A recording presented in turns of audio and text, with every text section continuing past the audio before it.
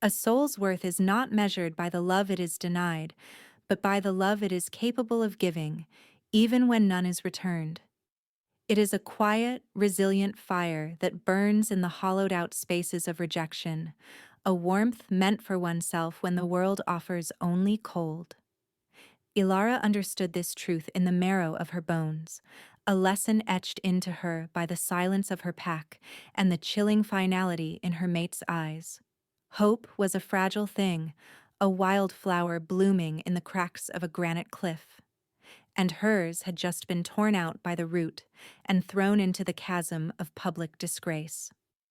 The air in the great clearing was thick with the scent of pine, damp earth, and the cloying odor of betrayal.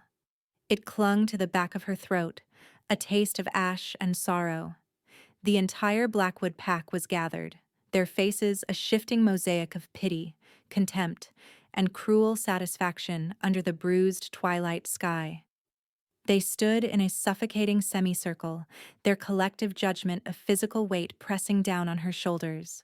At its center stood Alpha Ronan, her fated mate, his handsome face carved from stone, his silver eyes holding no warmth, no memory of the nights they had shared or the promises he had whispered against her skin.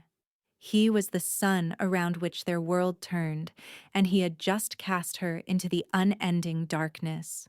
His voice, the same voice that had once vowed to protect her, echoed with the cold ring of a death sentence. The union is broken, the mark is dissolved. She is no longer one of us. The words were not shouted. They were delivered with a calm, deliberate cruelty that was far worse. A quiet severing, a neat amputation. He raised his hand, and the pack shaman, an old wolf with eyes like chips of flint, stepped forward. He held a ceremonial bowl carved from obsidian, smoke curling from the bitter herbs smoldering within. This was the ritual of unbinding, a rite so rare and shameful it was spoken of only in hushed warnings to unruly pups. It was for traitors, for the insane, for those who brought unforgivable blight upon the pack. Ilara's crime was the life growing within her. 2 lives. She placed a hand instinctively over her still flat stomach, a gesture of protection that only seemed to fuel Ronan's disgust. The pack healer had confirmed it that morning, her voice a mixture of awe and terror. Twins, a sign of a fractured spirit, a divided loyalty. A curse that, according to their oldest laws, would weaken the pack's bloodline and invite disaster. It had not happened in generations, and now it had happened to the Alpha's mate. To him, it was an intolerable stain on his legacy, a personal affront from the fates themselves. Ronan's gaze dropped to her hand, his lip curling. She carries a bad omen, a weakness our pack cannot afford. We are of the singular wolf, the focused strength. This, this is a dilution, a perversion. A murmur rippled through the crowd. Agreement. Fear. They were a people who clung to tradition like a drowning man to a log, and their traditions were steeped in superstition. They saw strength in purity, in singularity. They saw her fecundity as a flaw, a monstrous deviation from the norm. Ilara looked past Ronan, searching the faces in the crowd for a single ally, a flicker of compassion. She saw her mother avert her gaze, her face pale with shame. She saw her childhood friends shrink back into the shadows, their expressions carefully blank. They were choosing the pack. They were choosing their alpha. They were choosing survival. She was alone. This was the true meaning of rejection. Not just the loss of a mate, but the erasure of her entire existence. She was a ghost before she had even left their sight. The shaman began to chant, the ancient words a guttural drone that vibrated in her chest. He dipped a branch of dried nightshade into the bowl and approached her. The acrid smoke made her eyes water. He drew a symbol on her forehead, a mark of severance, and then another over the faint bond mark on her neck, the one Ronan had placed there with such performative passion on their mating night. It felt like ice, then fire. A searing pain shot through her, not just on her skin, but deep within her soul, where the ethereal threads of her bond to Ronan were being violently torn apart. She gasped, staggering back, the world tilting on its axis. The connection, once a warm and constant presence at the back of her mind, snapped. The resulting emptiness was a howling void, a psychic wound that left her gasping for breath. It was done. She was nothing. Unmated, unmarked, packless, a lone wolf, a death sentence for any but for a pregnant female. It was an act of unimaginable cruelty. Ronan turned his back on her, a final, dismissive gesture. Leave this territory before the moon is full. If you are found on Blackwood lands after that, you will be hunted as a trespasser. He did not need to say more. The threat was absolute. He walked away, melting back into the pack that closed ranks behind him, leaving her utterly and completely isolated in the center of the clearing that had been her home. The silence she was left in was more profound than any sound. It was the silence of a future stolen, of a life unmade. For a long moment she could not move, her feet rooted to the spot where her world had ended. Then, the first stirrings of life, faint flutters deep inside her, reminded her why she had to. She was not just Alara anymore. She was a mother. Her children, deemed a curse by those who should have cherished them, were all she had left. A new, unfamiliar strength, fierce and cold, began to solidify around the gaping wound in her heart. It was the strength of a survivor. She would not die out here. She would not let them die. She turned away from the silent, accusing faces of her past and walked toward the whispering darkness of the forest that bordered their lands. Each step was an agony, a tearing away from everything she had ever known. The scent of her home, of her family, of her mate, grew fainter with every footfall. She did not look back. She could not afford to. The love she had been denied would not be her end. It would be her fuel. The love she held for the two tiny souls curled beneath her heart would be her fire against the coming cold. She was an outcast, rejected and alone, but she was not broken. Not yet. If Alara's strength is igniting something inside you, make sure you're subscribed so you don't miss what happens next. Hit that like button if you're already rooting for her survival. The forest became her world, a realm of deep greens and somber browns, of shifting shadows and the constant, watchful silence of ancient trees. The first few weeks were a blur of primal survival, a desperate scramble driven by an instinct she never knew she possessed. She learned the taste of edible roots and the sting of poisonous berries.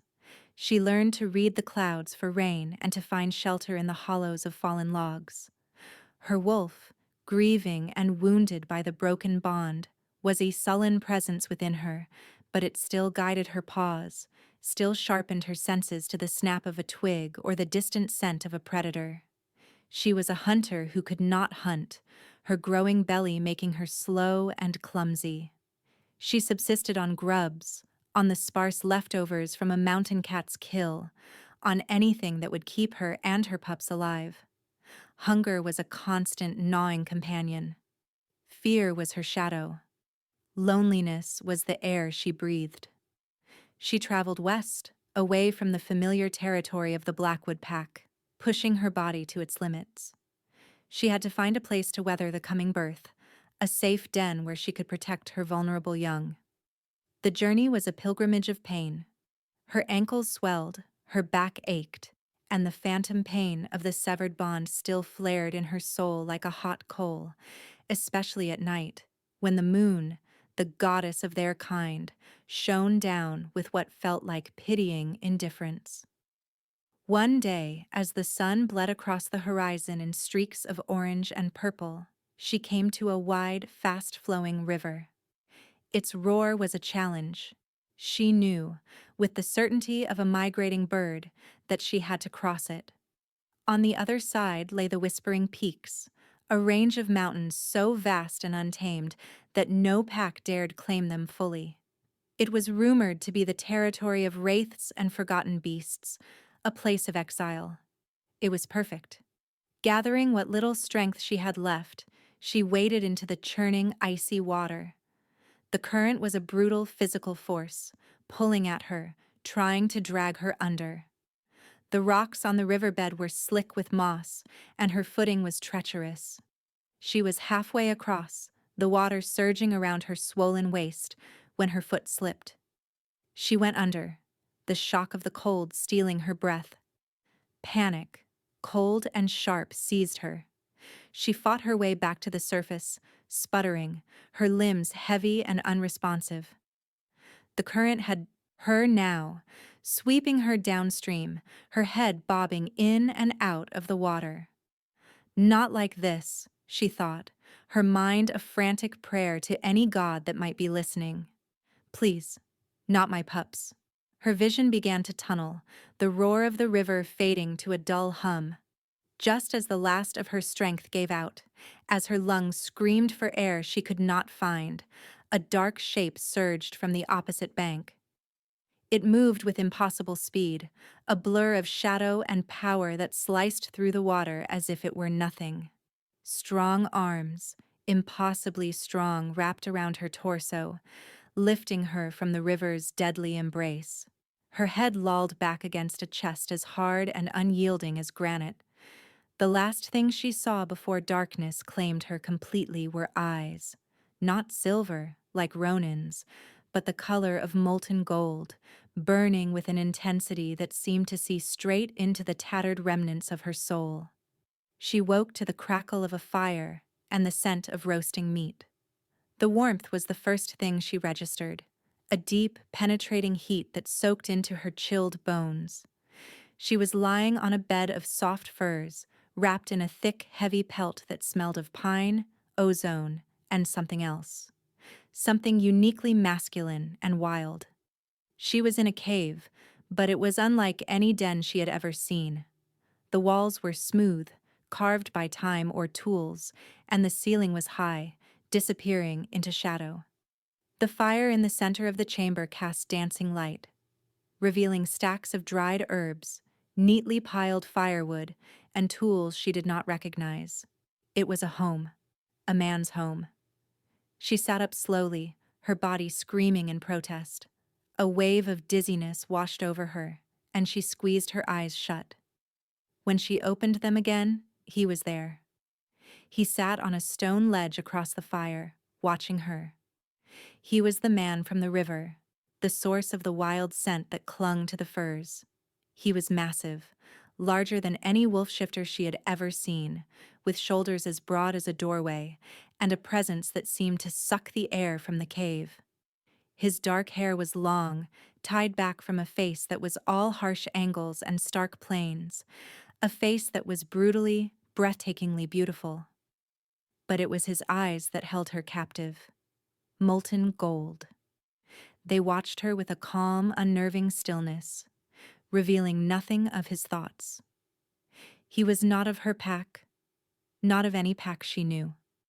His scent was different, laced with the power of the ancient mountains and something darker.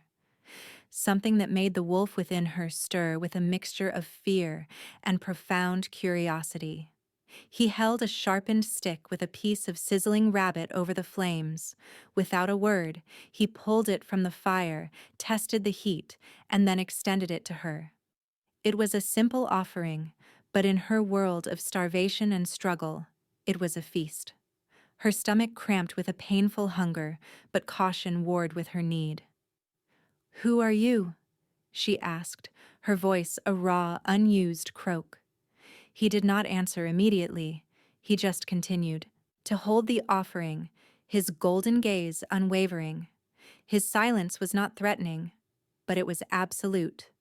Finally, his voice came, a low rumble like stones grinding together deep within the earth. "Eat." It was a command, but it was not unkind. Her hand trembled as she reached out and took the stick. The meat was hot, juicy, and the most delicious thing she had ever tasted. She devoured it without shame, the primal need for sustenance overwhelming everything else.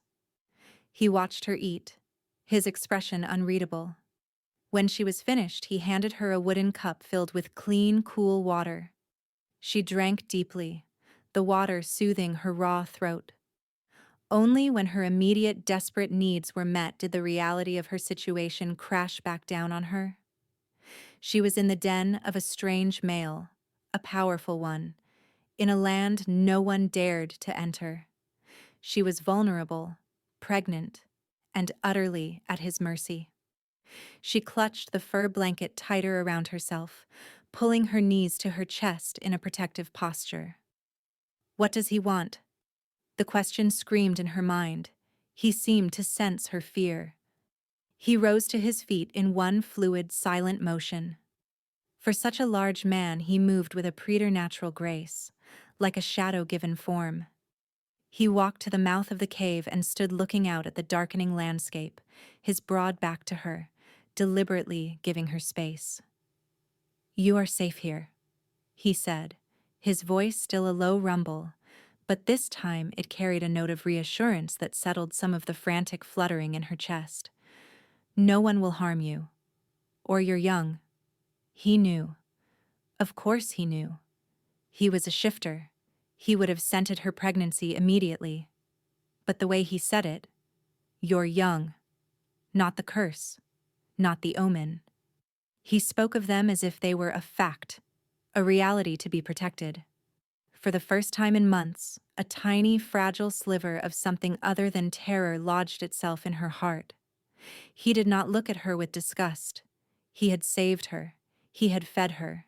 He had offered her shelter.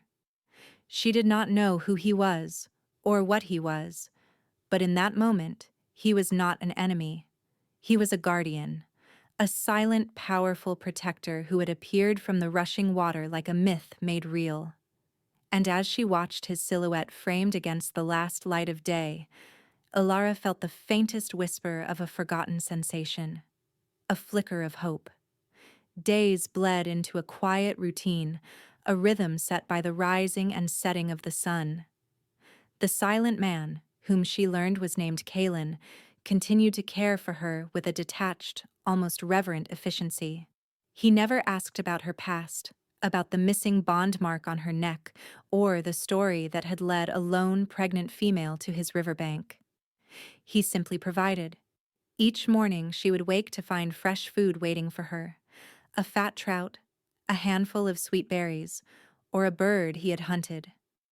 He would already be gone, disappearing into the vast wilderness that was his domain, returning only as dusk began to claim the sky. His silence was a vast, deep ocean, and Alara found herself slowly learning to navigate its currents. It was a comfortable silence, not an empty one. It was filled with unspoken things, with the weight of a shared space, with the steady, reassuring presence of his power. He communicated through actions, not words, a new, softer pelt placed on her bed, a collection of smooth, warm stones left by the fire for her to press against her aching back. A rare, fragrant flower tucked into a crevice in the cave wall, its delicate scent filling their shared home. Each gesture was a quiet statement. You are cared for. You are safe. She, in turn, found her own ways to speak without speaking. She would mend the small tears in his hunting tunic with thread she fashioned from plant fibers. She would organize the drying herbs, her knowledge of their properties returning to her now that the constant stress of survival had eased. She would keep the fire burning brightly, a welcoming beacon for his return. They were two solitary souls orbiting each other in the quiet solitude of the mountains, their loneliness a shared language. One evening, as she sat by the fire, stitching a small blanket for one of her pups from a piece of supple rabbit fur, he returned earlier than usual. He stood at the cave entrance for a moment, watching her, his golden eyes softened by the firelight. He carried the scent of rain and damp earth. He walked over and sat across from her, his usual spot. But tonight, Instead of retreating into his silence, he watched her hands as they worked the needle. "You are skilled," he murmured, the words so unexpected they made her startle. She looked up at him, her heart thumping. It was the most he had said to her at one time. "My mother taught me," she replied, her voice soft. "She said hands that can create can also heal." A shadow passed over his face, a fleeting glimpse of some old, deep pain. Some wounds cannot be healed. The finality in his tone was a closed door, and she did not dare knock. But it was a crack, a tiny fissure in the granite wall of his stoicism. He had a past. He had wounds, just like her. Her pregnancy was progressing, her belly now a proud, heavy globe that housed the steady, reassuring drumbeats of two strong hearts. Kaylin's protective nature, once a subtle undercurrent, became more pronounced. He no longer ranged as far on his hunts. He would often watch her from the mouth of the cave as she took short walks in the sun, his presence a silent, watchful shield. One afternoon, as she was resting, a sharp, cramping pain seized her. She cried out, doubling over. In an instant, he was there, kneeling beside her, his large, calloused hand hovering uncertainly over her back. "What is it?" His voice was tight with a concern that stripped away his usual reserve. "It is nothing," she gasped, breathing through the pain. "Just the pups. They are settling." The cramp eased and she let out a shaky breath. His hand, which had been hovering, finally came to rest on the small of her back, his touch sending a jolt of warmth through her that had nothing to do with healing. It was connection. A simple, human touch that she had been starved of for so long. Then he did something that shattered her fragile composure.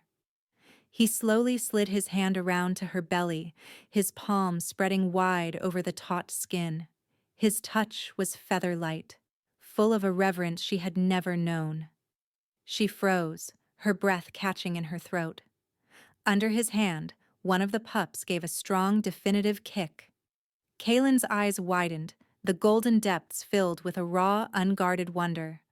A slow, almost imperceptible smile touched the corner of his mouth.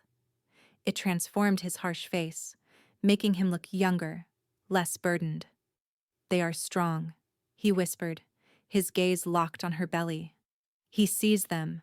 Her mind sang, a chorus of disbelief and overwhelming relief. He does not see a curse. He sees life. He sees strength. In that moment, something shifted between them. The careful distance they had maintained collapsed, replaced by a new, fragile intimacy. His touch was not proprietary, like Ronan's had been. It was not a claim of ownership. It was a gesture of awe, of shared guardianship. He was not just protecting her, he was protecting them. He was their guardian as much as hers. Tears welled in her eyes, hot and sudden. They were not tears of sorrow, but of a profound, heart-aching gratitude. She reached up and placed her hand over his, pressing his palm more firmly against her. It was an acceptance, an invitation, an acknowledgement of the unspoken bond that was growing between them in the heart of the lonely mountains. He met her gaze over the curve of her belly, and in the depths of his golden eyes, she saw not a hidden protector, but a man who was just as lost and just as in need of healing as she was. And for the first time, she felt her own power, not as a shifter or a female, but as a creator of life, a force of nature in her own right. He did not see her as flawed. He saw her as whole. The fragile peace of their sanctuary was not destined to last. The world beyond the river had not forgotten her. A hunting party from the Blackwood Pack, tracking a rare mountain elk, strayed farther west than they ever had before. They did not cross the river. The ancient superstitions about the Whispering Peaks held them back, but they found tracks. Small, lone wolf prints, accompanied by the fainter tracks of a human-soled moccasin. The discovery was reported back to Ronan. The news that Alara had survived, that she was not a bleached skeleton at the bottom of a ravine, ignited a cold fury in him. Survival was defiance. In his mind, her continued existence was an insult to his authority, a loose thread in the tapestry of his perfect pack. But it was more than just wounded pride. In the months since he had cast her out, a subtle rot had begun to eat at the heart of the Blackwood pack. Hunts were less successful. The litters born that season were small and sickly. The land itself seemed less vibrant, the forest quieter, the berry bushes less fruitful. The elders murmured that the pack's life force was waning. The shaman, after days of fasting and communing with the spirits, came to Ronan with a terrible revelation. Ilara had possessed a latent gift, a rare connection to the land that nurtured the pack's vitality. She was a font of life, and in his arrogance, he had cast that life away. Her curse of twins was not a sign of weakness, but a mark of her immense power, a fertility so strong it had manifested twofold. Ronan's rage curdled into a possessive, desperate need. She was not just a rejected mate. She was a resource, a vital component of his power that he had foolishly discarded. He had to get her back. Not out of love. That emotion was a foreign concept to his pragmatic and narcissistic heart, but out of necessity. He wanted to reclaim his property, to harness her gift for his own glory. He began sending patrols to the river's edge, ordering them to watch for any sign of her. He spread the word that she was a fugitive, that she had stolen something from the pack and fled. It was a lie, but it was a lie that served his purpose. He could not admit his mistake. He could only compound it with greater cruelty. In the quiet of the mountain cave, Alara knew nothing of this. Her world had shrunk to the warm space by the fire, the steady beating of her pups' hearts, and the silent, watchful presence of Kaelin. But he knew. Kaelin, with his preternatural senses, felt the change in the air. He tasted the scent of strange wolves on the wind, a scent that carried the taint of the lowlands and the arrogance of Ronan's pack. His hunts became shorter, his absences less frequent. He began to reinforce the natural defenses of their cave, piling rocks in a way that made the entrance nearly invisible from a distance. One evening, he returned with a grim set to his jaw, his golden eyes hard as gemstones. He placed a freshly killed deer near the fire but did not sit. He stood at the mouth of the cave, a sentinel staring out into the encroaching darkness. "They are looking for you," he said, his voice flat, devoid of emotion, but the tension in his powerful frame betrayed his anger. Alara's blood ran cold. She stopped her work on a tiny pair of fur booties, her hands suddenly numb. "Who?" she whispered, though she already knew the answer. "The pack that threw you away." The contempt in his voice was a venomous lash. He turned to look at her, and the raw fury in his eyes made her flinch. It was a side of him she had never seen, a glimpse of the terrifying power he kept so tightly controlled. "They sent you on the wind. They watched the river. Their alpha is a fool consumed by pride. He made a mistake, and now seeks to unmake it by force." Fear, the old familiar companion, wrapped its icy fingers around her heart. Ronan. The name was a wound. The thought of him, of his cold silver eyes and his cruel certainty, sent a tremor through her. He would not come for her with kindness. He would come to claim what he believed was his. "He cannot cross the river," she said, trying to convince herself as much as him. "No one crosses the river." Kaelin gave a short, harsh laugh. "Laws and superstitions are for those who have other options. A desperate alpha will break any rule." He walked to her then, his movements deliberate, closing the space between them until he loomed over her.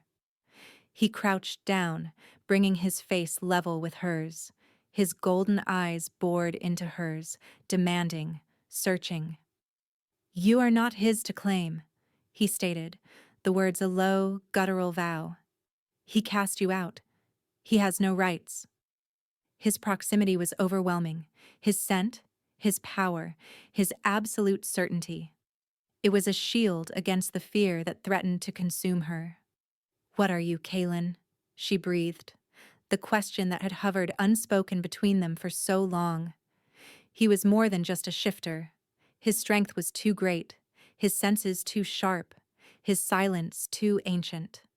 A flicker of that same deep pain she had seen before crossed his features. "I am the last," he said, his voice dropping to a whisper. "The last of the Shadow Walkers, an exile, a monster to those who do not understand." He was an outcast, too, marked by his power, just as she had been marked by hers. That was why he understood. That was why he had not judged her. He saw in her a reflection of his own solitude. "You are not a monster," she said, her voice trembling but firm. She reached out, her hand finding his, her fingers lacing with his. His skin was warm, his grip surprisingly gentle as his hand engulfed hers. "And I am not his property." In that moment, a new resolve hardened within her. Ronan was a part of her past, a past of pain and rejection. Kaelin, this silent, wounded guardian, and the children she carried, they were her future. And she would not let Ronan destroy it. "He will not take us," she said, her voice ringing with a strength she did not know she possessed. Kaelin's eyes searched hers, and what he saw there seemed to satisfy him. The fury in his gaze banked, replaced by a fierce, possessive protectiveness that was both terrifying and profoundly comforting. "No," he growled, the single word a promise sealed in the firelight of their shared sanctuary. "He will not." The waiting was a torment. The days grew colder, the wind whistling through the peaks with a mournful cry that echoed the anxiety in Alara's heart. Every snap of a twig, every distant cry of a bird sent a jolt of alarm through her. She felt like a hunted animal, trapped in her den, the walls of the cave that had once felt like a sanctuary, now feeling like a cage. Kaelin was a coiled spring of lethal energy. He rarely spoke, his mind clearly focused on the threat that lurked beyond the river. He spent hours at the cave's entrance, his senses stretched to their limit, a living, breathing guardian carved from mountain granite. His presence was her only comfort, a bulwark against the rising tide of her fear. But the fear was not just for herself. It was for her children. What life could she offer them, born in exile, hunted by their own blood? The doubts that she had managed to suppress for so long began to creep back in, whispering poisonous thoughts in the dead of night. Ronan's words echoed in her memory. "Your children will be pariahs without a true alpha." Was he right? Was she selfishly condemning them to a life of solitude and danger by staying with Kaelin, an exile from a forgotten lineage? One night she could not sleep. The pups were restless, their movements strong and disruptive beneath her ribs. She rose from her furs and walked to the mouth of the cave, wrapping her arms around her belly. The moon was full, a perfect silver disk that bathed the rugged landscape in an ethereal glow. Kaelin stood just outside, a dark silhouette against the snow-dusted peaks. He turned as she approached, his golden eyes luminous in the moonlight. "You should be resting," he said, his voice a low murmur. "They will not let me," she replied, a small, tired smile touching her lips. She stood beside him, and they looked out at the silent world together. The silence stretched, comfortable, familiar. "Tell me about them," she said softly, "the Shadow Walkers." He was quiet for so long she thought he would not answer. When he finally spoke, his voice was heavy with the weight of memory. "We were not like other shifters. We did not draw our strength from the moon, but from the shadows. We could move unseen, unheard. We were guardians, meant to keep the balance, but our power was feared. Other packs, led by proud alphas who coveted what they could not understand, banded together. They called us monsters, abominations. They hunted us. He paused, his jaw tightening. My family, they were slaughtered. I was just a boy. I escaped into these mountains, and I have been alone ever since. The stark, simple telling of his story was more heartbreaking than any elaborate tale of woe. The weight of his solitude, of being the last of his kind, settled over her. She finally understood the depths of his pain, the reason for his silence. He was not just an exile, he was a survivor of a genocide. I am sorry, she whispered, the words utterly inadequate. He turned to her, his expression unreadable in the shifting moonlight. Do not be. Pity is a burden. I survived. That is enough. No, it is not, she said, her voice fierce. Surviving is not the same as living. The truth of her own words struck her. She had been surviving for months. Here, with him, she had begun to feel the first stirrings of what it meant to live again. She owed him the same. She reached out and placed her hand on his arm. His muscles were bunched and hard beneath his tunic. You are not a monster, Kaylin. You are a protector. You saved me. You have kept us safe. He looked down at her hand, then back to her face, his golden eyes searching for something. Why? He asked, the single word raw with a vulnerability that stunned her. Why would they cast you out? For the gift of life? I do not understand the minds of such wolves. The question hung in the cold night air. It was time for her own truth. They called it a curse, she said, her voice thick with remembered pain. Twins, to them, are a sign of a fractured spirit, a weakness that will taint the bloodline. Ronan, my mate. He saw it as a stain on his perfection. He chose his pride over me, over his own children. Kaylin's hand came up to cup her cheek, his thumb gently stroking her skin. The gesture was so tender, so unexpected, it made her breath catch. The fury was back in his eyes, a molten gold fire burning just for her. He is the one who is fractured, he growled. He is the one who is weak. To throw away a treasure, 3 treasures, he is a fool of the highest order. His words, the simple, absolute conviction with which he spoke them, were a balm to her wounded soul. 3 treasures. He saw her, not as a vessel for the pups, but as a treasure in her own right. The validation, the acceptance she had craved for so long was right here, in the gentle touch of this lonely, powerful man. The emotional dam inside her broke. A single tear traced a path down her cheek. He caught it with his thumb, his expression softening into something she dared not name. He leaned in, his forehead resting against hers, and the world seemed to shrink until it was only the 2 of them, bathed in moonlight, 2 broken souls finding solace in each other's orbits. He will not have you, Alara, he whispered, his breath warm against her lips. I swear it on the ashes of my ancestors. He will have to destroy me to take you from this mountain.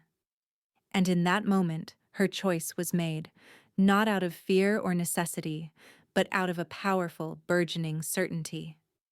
This was her home now. He was her home.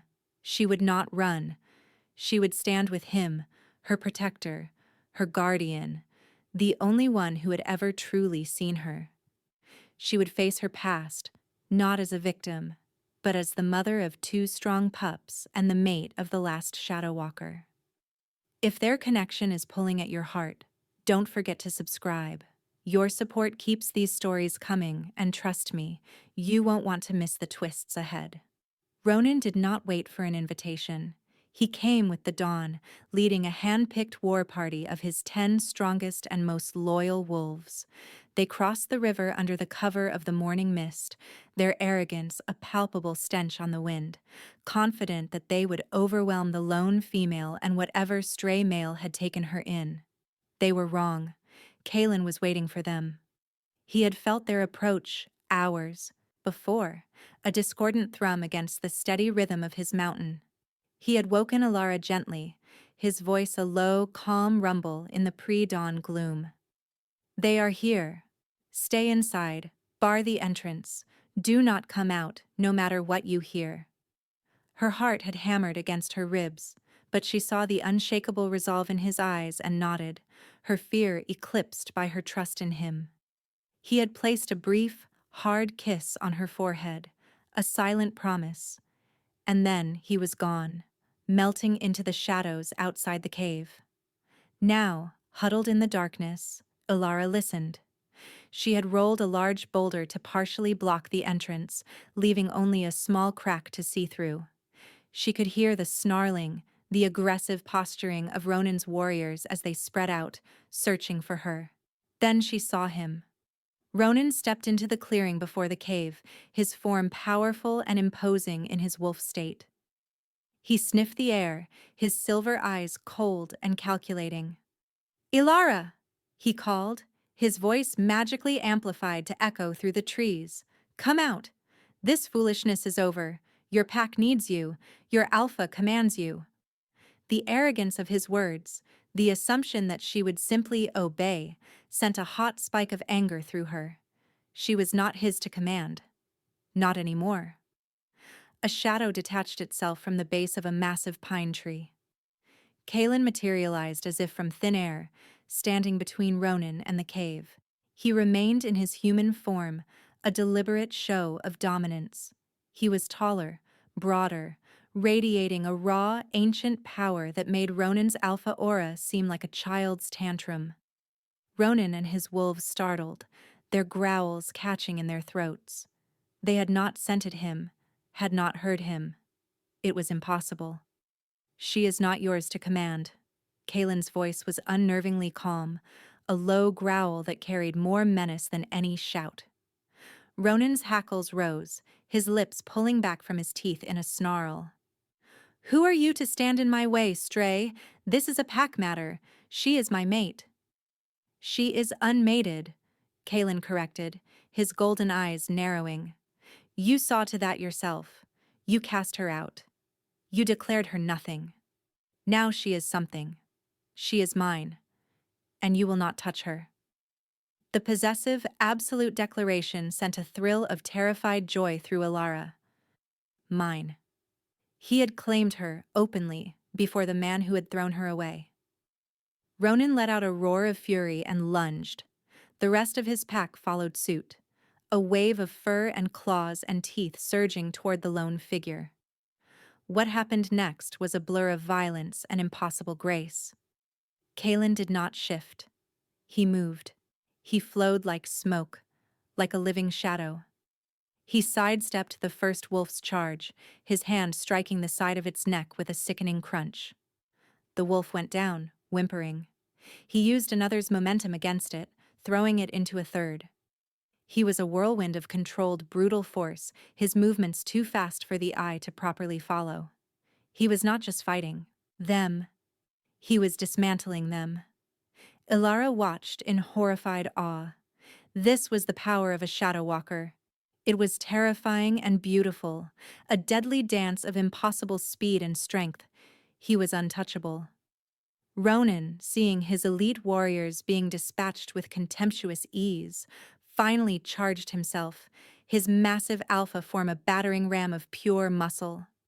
Kalen met him head-on, but instead of bracing for impact, he seemed to dissolve into the shadow of Ronan's own body. For a heart-stopping second, he was gone. Then he reappeared behind Ronan, his arm wrapped around the alpha's thick neck, his other hand gripping Ronan's jaw. "You are not worthy of the title Alpha," Kalen snarled, his voice no longer calm but filled with the righteous fury of a wronged god. "You mistake pride for strength and cruelty for power. You threw away a miracle because you were too blind to see its value." With a guttural roar, Kalen lifted the massive wolf off his feet and slammed him into the trunk of a pine tree. The sound was like a thunderclap. Ronan fell to the ground, shifting back into his human form with a pained groan, his body bruised and broken. The remaining warriors, seeing their alpha defeated so utterly, whimpered and backed away, their bravado shattered. Kalen stood over Ronan, his foot on the defeated alpha's chest, his golden eyes blazing with contempt. He was a king holding court over a groveling peasant. "She carries two blessings," Kalen's voice rang out, clear and absolute for all to hear. "She is the third, and all three are my treasures." He looked directly toward the cave, his gaze finding Alara's through the crack in the rocks. The fury in his eyes softened for a fraction of a second, replaced by a fierce, unwavering devotion that took her breath away. He was declaring it to the world, to her, to himself. She was not a curse. She was a treasure. The word echoed in the depths of her soul, healing the last of the broken pieces. He turned his attention back to the pathetic man on the ground. "Now get off my mountain," he growled. "And if you ever come back, if you ever even think her name again, I will hunt you down and erase you from this world." He removed his foot, and Ronan scrambled backward, his eyes wide with terror and disbelief. He had been so sure of his power, so certain of his place in the world. And this monster, had shattered it all in a matter of minutes. Ronan gathered his remaining cowering wolves and fled, disappearing back toward the river like the curs they were. The clearing fell silent, the only sounds the whisper of the wind and the pained whimpers of the wolves Kalen had incapacitated. Kalen stood for a long moment, his chest heaving, the adrenaline of the fight slowly receding. Then he turned and walked to the cave. He pushed the boulder aside as if it were a pebble. He stood before her, his face grim, his knuckles bloody, but his eyes were soft. He reached out, his hand gently touching her cheek. "It is over," he said. "You are safe." She threw her arms around his neck, burying her face in his chest, and for the first time in what felt like a lifetime, she wept. She cried for the pain, for the loneliness, for the fear. And she cried for the overwhelming, heart-shattering relief of being found, of being protected, of being treasured. He held her tightly, his strong arms a fortress around her, and let her cry until the storm passed, his steady presence the anchor she had always needed. The aftermath of the confrontation was a profound quiet. The violence had been a thunderstorm that broke the oppressive humidity of their fear, leaving the air clean and clear. The immediate threat was gone, and in its place, a new reality began to settle. Kalen tended to his minor wounds with a stoic silence, but Alara insisted on cleaning the scrapes on his knuckles, her touch gentle and deliberate. It was an intimate act, a quiet acknowledgement of the battle he had fought for her, for them. The physical contact was a language all its own, speaking of gratitude, of care, of a bond that had been forged in shared solitude and tempered in conflict. In the days that followed, the final walls between them crumbled into dust. The truth of his identity and the ferocity of his protection had laid everything bare. There were no more secrets, no more questions hovering in the space between them.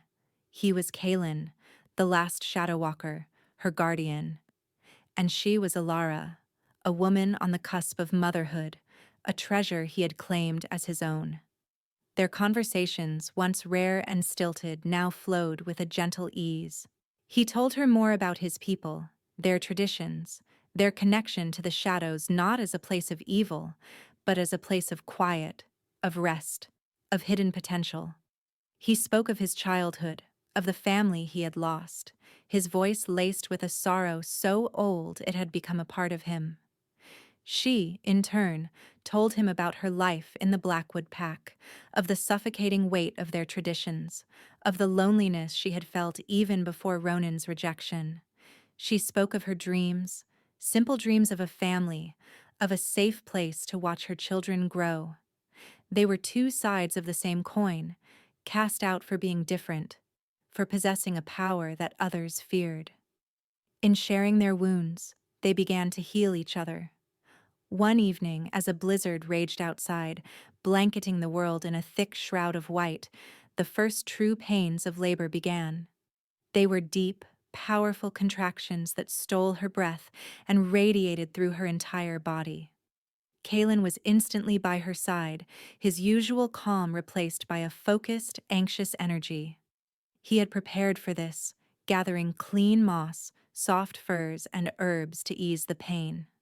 He was a pillar of strength, his low voice a constant reassurance in her ear. He held her hand, his grip firm and steady as the waves of pain crashed over her. He wiped the sweat from her brow, his touch surprisingly gentle for a man of such immense power. The hours blurred into an eternity of effort and exhaustion, a primal struggle at the heart of creation. Through it all, he was there, his presence unwavering. He was her anchor in the storm of childbirth. The first pup, a boy, arrived with a strong, healthy cry that echoed in the warm cave, a triumphant sound against the howl of the wind outside. He had a shock of dark hair, like his father figure, and eyes that, when they blinked open, held the promise of his mother's spirit. Kaylin cleaned him with practiced care and wrapped him in the softest fur, his large hands impossibly tender as he held the tiny, squirming life. He looked at the baby, then at Alara, and his face was filled with an emotion so raw, so full of awe and reverence, that it made her heart ache. But it was not over. The second pup, a girl, followed soon after. She was smaller, quieter, but just as perfect. She had a dusting of lighter hair, and when Kaylin placed her in Alara's arms, she opened her eyes and stared up at her mother with a startling old-soul intelligence. Alara lay back against the pile of furs, exhausted but utterly, completely full. She held a child in each arm, their small, warm bodies nestled against her, their tiny breaths a symphony of life.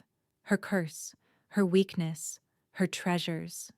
Kaylin knelt beside her, his gaze moving between the two pups and her face. He reached out and gently stroked the baby girl's cheek with one finger. Lyra, Alara whispered, the name coming to her as if from a dream. And him, Kalis.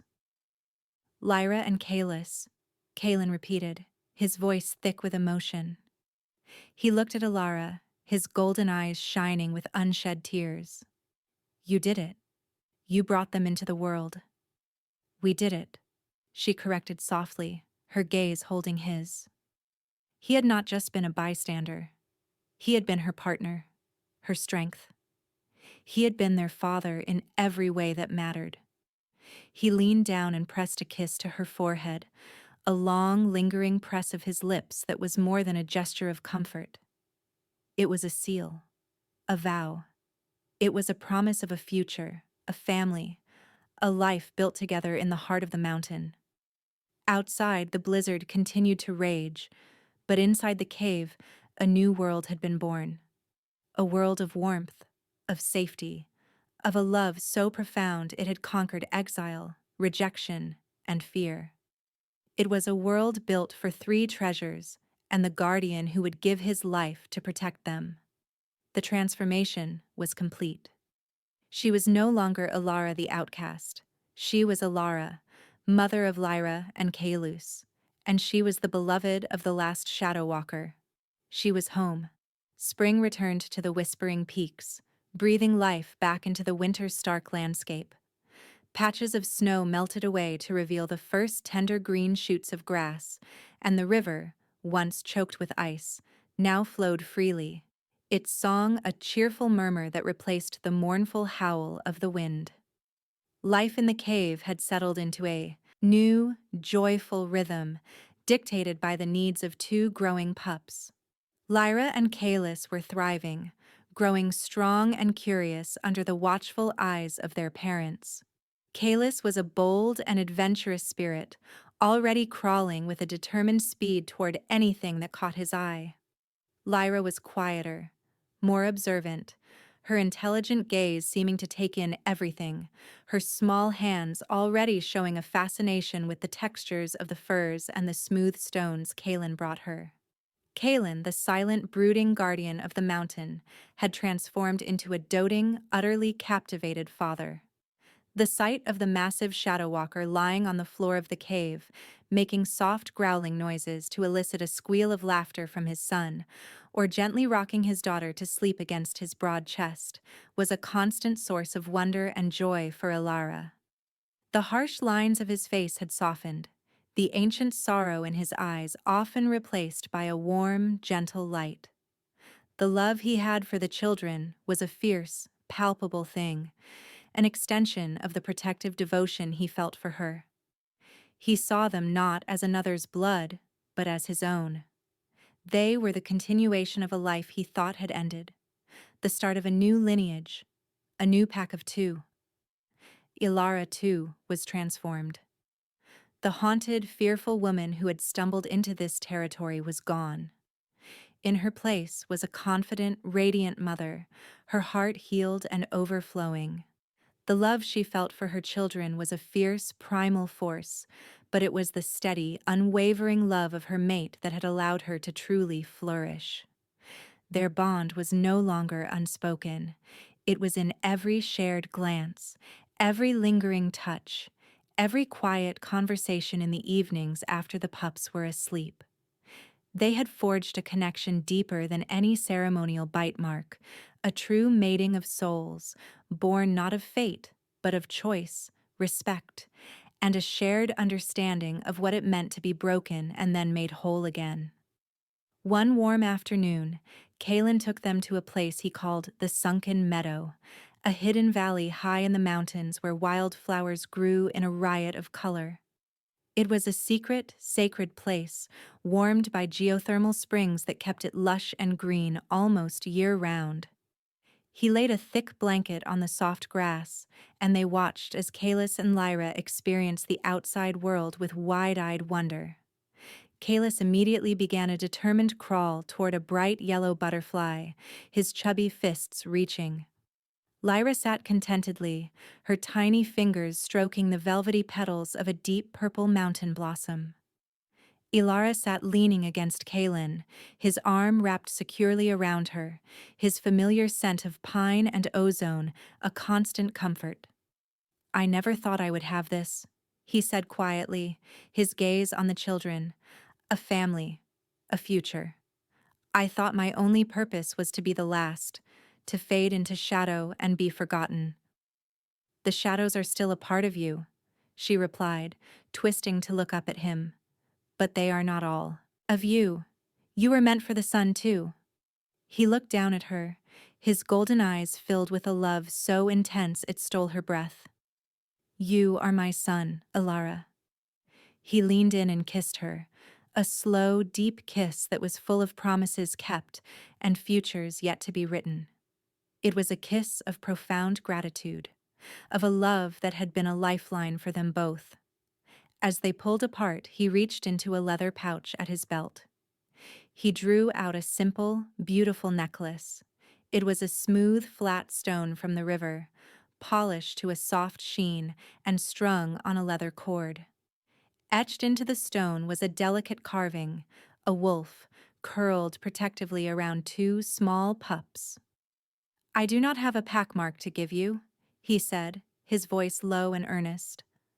"Our bond does not need one, but I wanted you to have this, a symbol of our family, our pack." Tears welled in her eyes as he fastened the necklace around her neck. The stone was cool against her skin, a comforting weight over her heart. It was more meaningful than any alpha's mark, more precious than any jewel. It was a symbol of their survival, of their love, of the family they had built from the ashes of their old lives. She touched the carving, her fingers tracing the lines of the protective wolf. She looked at her children, safe and happy in their secret paradise. She looked at the powerful man beside her, her mate, her protector, her partner in all things. Ronan had called her a curse, the world had called her an outcast. But here, in the arms of the one man who had truly seen her, she knew what she was. She was a treasure, and she was finally, completely, home.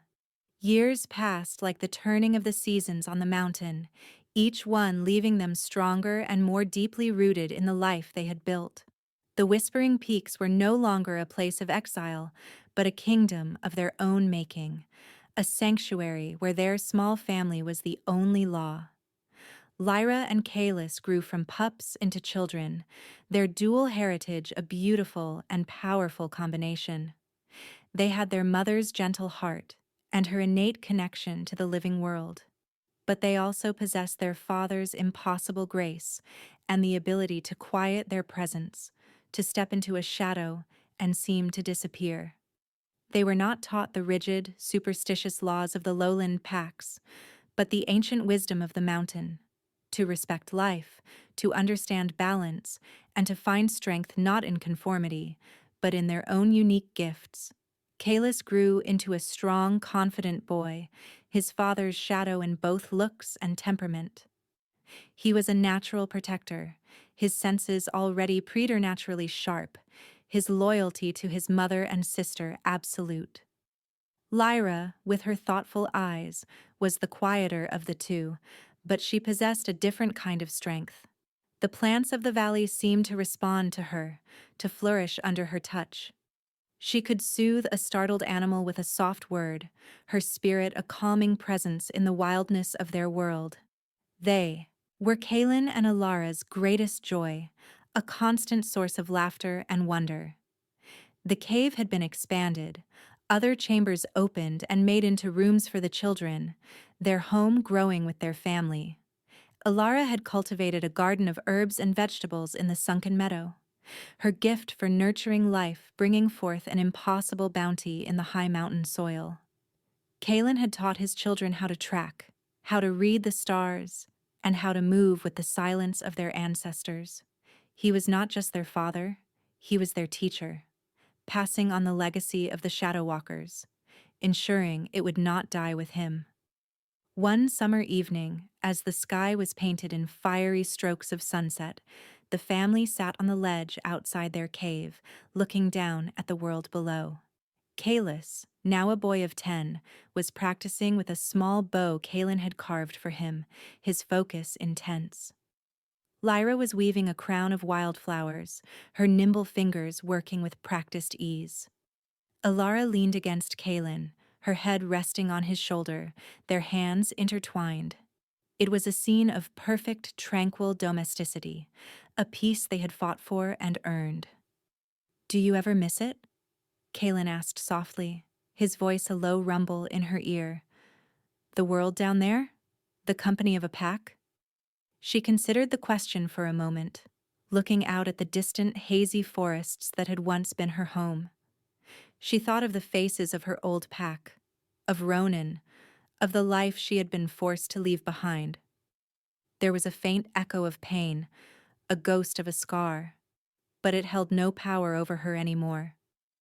"I miss the woman I was," she said, her voice clear and steady, "because I wish she had never had to suffer. But I do not miss the life. I was a bird in a cage, Kaelin, and I didn't even know it until you showed me the sky." She turned to him, her eyes full of the love that had only deepened with each passing year. "This is my pack," she said, gesturing to their children, to him. "You are my world." He brought her hand to his lips, kissing her knuckles. "And you are the heart of it." Later that night, after the children were asleep in their beds, Kaelin led Alara by the hand out into the moonlight. He took her back to the sunken meadow, where the night-blooming moon-petal flowers had opened, their white blossoms glowing with an ethereal light. The air was fragrant and still. He stopped in the center of the meadow and turned to face her. In his golden eyes she saw the same awe and reverence he'd had the day their children were born. "When I found you," he began, his voice thick with emotion, "I was a ghost, a memory waiting to fade. I was the end of a line. You, Alara, you were a new beginning. You brought life back to this mountain. You brought life back to me." He knelt before her, taking both of her hands in his. In the tradition of my people, a mate is not fated, they are chosen. They are the other half of a soul, recognized and claimed, a vow made, for all lifetimes. I have loved you since the moment I saw you fighting for your children in that river. I have chosen you every day since. He looked up at her, his expression one of complete, vulnerable devotion. Ilara of the Whispering Peaks, mother of my heart, will you be my mate, now and forever? Will you let me bind my soul to yours, not by a mark of flesh, but by a vow of the spirit? Tears streamed down her face, tears of pure, unadulterated joy. This was more than a proposal. It was a culmination of their entire journey. It was the ultimate acceptance, the final healing. Yes, she whispered, her voice breaking. Always, yes. He rose and drew her into his arms, and they stood together in the heart of their secret paradise, bathed in the light of the moon and the glow of the magical flowers. There was no shaman, no pack to bear witness. There was only the mountain, the stars, and the absolute certainty of a love that had been powerful enough to build a world. He was her guardian, she was his son, and together they were a universe entire. The vow of the spirit was a simple, profound ceremony, guided by the traditions Kalen remembered from his childhood. They stood at the edge of the highest cliff on the mountain, the whole of the world spread out beneath them as the first rays of dawn touched the horizon. They exchanged no rings, no tokens. They exchanged words, promises spoken from the soul, their voices carried away on the morning wind. He vowed to be her shield, her shadow, her anchor in any storm. She vowed to be his light, his heart, his home to return to. They sealed it not with a bite, but by pressing their foreheads together, their eyes closed, and focusing all of their intent, all of their love, into a single point of connection. Ilara felt it, a warm, golden thread weaving from her spirit into his, a bond of pure energy, stronger and more permanent than any physical mark. When they opened their eyes, the sun had risen, bathing them in its golden light. In that moment, Ilara felt truly complete. Every broken piece of her past finally healed, every doubt silenced. She was no longer defined by who had rejected her, but by who had chosen her, and who she had chosen in return. Are you feeling the power of their bond? Tap that subscribe button and hit the notification bell so you never miss a moment of their journey. Your engagement means the world. Their life continued in its peaceful rhythm, but now underscored by this new, deeper layer of connection. The children sensed it too, the new solidity and harmony in their parents' bond, and their home felt even safer, even more unshakable. As Lyra and Kalis grew into young adolescents, their gifts became more defined.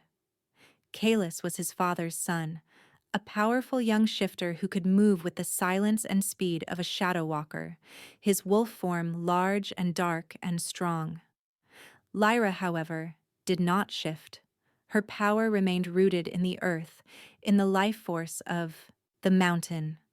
She was a healer, a nurturer, her connection to the natural world so profound she could encourage seeds to sprout with a touch and mend a broken wing with her gentle presence.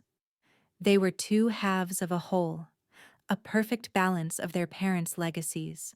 Kalen and Ilara taught them that their differences were their strength, that their pack of four was more powerful than any homogeneous group because of their varied gifts.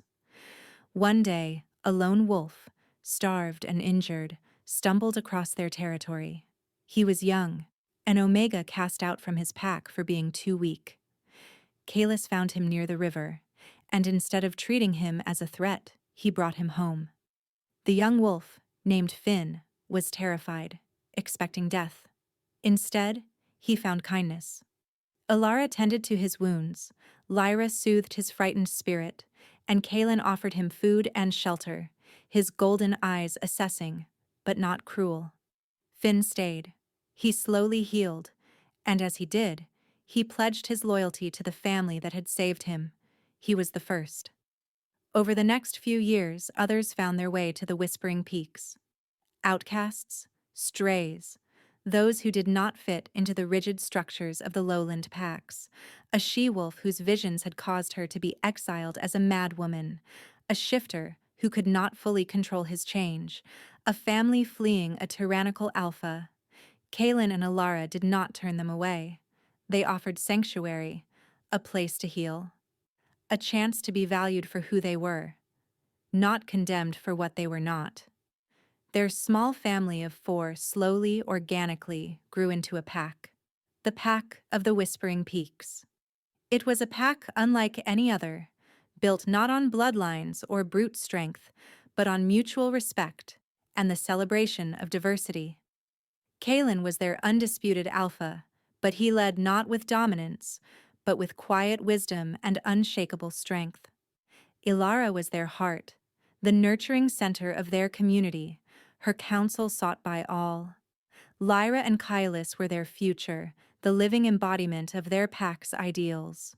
One evening, Ilara stood with Kalen on their ledge, watching the lights from the small cabins they had built in the sunken meadow twinkle below. The sound of laughter and music drifted up on the evening air. Their children were down there, with Finn and the others, sharing a meal around a large bonfire. They had built more than a family. They had built a community, a safe haven for the rejected and the lost. "Look what you started," Kalen murmured, his arm tightening around her. "All of this. It grew from you, from your strength." She leaned her head against his chest, her heart full. She thought of the day she had been cast out, a lone, pregnant female with nothing but the fierce will to survive. She had thought her life was over, but it had just been the violent, painful beginning of her true purpose. "No," she said softly. "It grew from us. It grew because a man who had every reason to trust no one chose to save a stranger. It grew because you saw a treasure where everyone else saw a curse."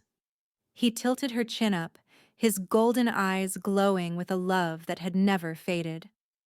"I am the luckiest of men," he whispered, "to have found my treasures in the wild." He kissed her then, a long, sweet kiss under the watchful eyes of the moon and stars, the silent witnesses to their entire story. The pain of her rejection was a distant memory, a scar that only served to remind her how much she had gained. She had lost a mate who valued her as property and found one who valued her as a soul. She had lost a pack that demanded conformity and built one that celebrated uniqueness. She had been cast out for the children in her womb, and those same children were now the hope and future of a new, better world.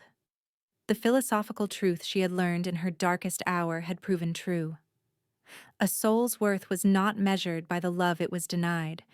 It was measured in the home you built, the family you chose, and the love you were finally, gloriously, able to give in return. If this story touched your heart, show some love with a like, and subscribe for more incredible tales. Every story we share is a journey worth taking together, and your support makes it all possible.